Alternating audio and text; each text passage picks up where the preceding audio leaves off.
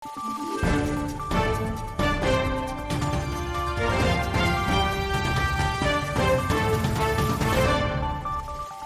araw, Pilipinas! Ito ang Valiente News hatid sa inyo ng Office of the Vice President. Patuloy ang pag-arangkada ng libreng sakay program ng OVP. Ang bilang ng mga commuter na nabigyan ng serbisyo ng programa ngayong taon, alamin natin sa ulat ni Brian Latasa.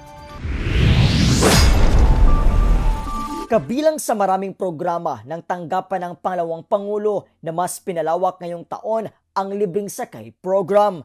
Pangunahing layunin ng nasabing programa na maibsan ang hirap ng mga commuter na araw-araw nakikipagpatentero makapunta lamang sa eskwela o di kaya sa trabaho.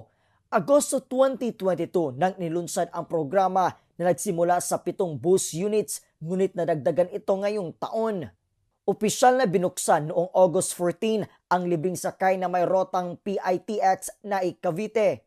Kaya't 8 bus na ngayon ang umiikot sa mga punahing lungsod sa buong bansa upang makapaghatid ng libreng sakay para sa mga Pilipino. 5 bus sa Luzon at 1 bus naman sa Cebu, Bacolod at Davao City. Isa lamang sa mga lugar na tumatak ngayong taong 2024 kung saan malaking tulong sa mga commuters ang libreng sakay program ng tanggapan ng Pangalawang Pangulo sa pamumuno ni Inday Sara Duterte.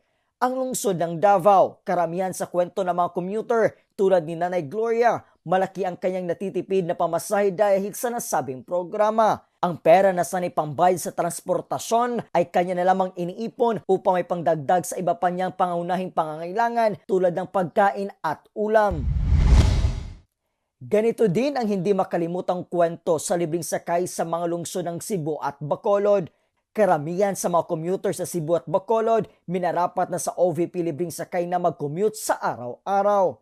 Sa taong 2024, mas dumarami pa ang nakabenepisyo sa libreng sakay program ng Office of the Vice President.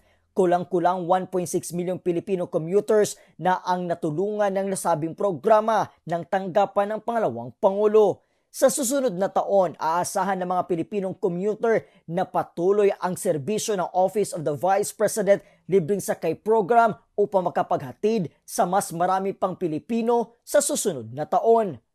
Ako po si Brian Latasa at ito ang Valiente News Year-End Report. Ang lahat para sa Diyos, bayan at pamilyang Pilipino. Valiente News. OVP Disaster Operations Center, patuloy ang pagtulong sa mga Pilipinong biktima ng kalamidad at sakuna. Ilan sa mga naging relief operations nito, balikan natin sa susunod na episode.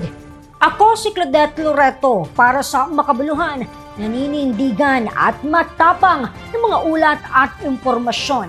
Maraming salamat.